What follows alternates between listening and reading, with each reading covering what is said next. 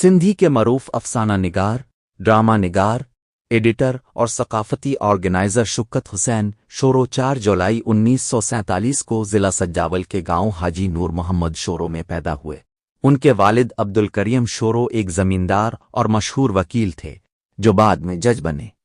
شوکت حسین شورو نے ابتدائی تعلیم اپنے آبائی گاؤں سے، ثانوی تعلیم چانڈیا ہائی سکول سجاول سے اور اعلیٰ ثانوی تعلیم سچل آرٹس کالج حیدرآباد سے حاصل کی۔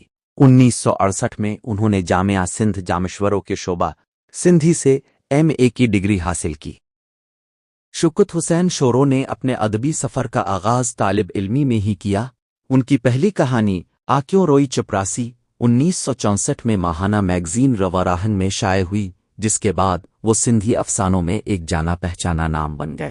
ان کی کہانیوں کے 4 اہم مجموعے: گنگی دھرتی جھنڈو آکاس 1981، ایک میں تنگ خواب 1983، گم تھیلا پانچو 1989 اور رات جو رنگ 2011 شائع ہو چکے ہیں، جو سندھی مختصر کہانی ادب میں ایک اہم مقام رکھتے ہیں۔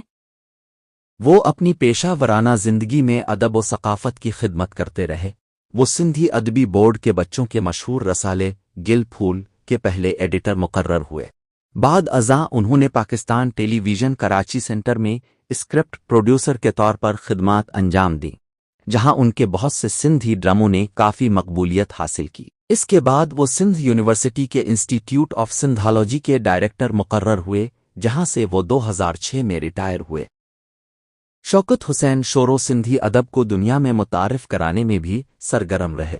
1984 سے 2013 تک انہوں نے سندھی ادیبوں کے وفود کے ساتھ کئی بار ہندوستان کا دورہ کیا اور وہاں رہنے والے ہندو سندھی ادیبوں کے ساتھ ادبی تعلقات کو مضبوط کیا۔ وہ سندھی لینگویج اتھارٹی کے بورڈ آف گورنرز کے رکن بھی رہے۔ ان کی ادبی خدمات کے اعتراف میں انہیں بہت سے اعزازات اور اعزازات ملے، جن میں 2001 میں سرنگا پبلیکیشن کی طرف سے دیا جانے والا بہترین مختصر کہانی کا ایوارڈ خاص طور پر قابل ذکر ہے۔ سندھی ادب کے اس اہم افسانہ نگار اور ڈرامہ نگار کا 9 نومبر 2021 کو کراچی کے ساؤتھ سٹی اسپتال میں انتقال ہو گیا، لیکن ان کا تخلیقی کام اور ادبی خدمات سندھی ادب کی تاریخ میں ہمیشہ زندہ رہیں گی۔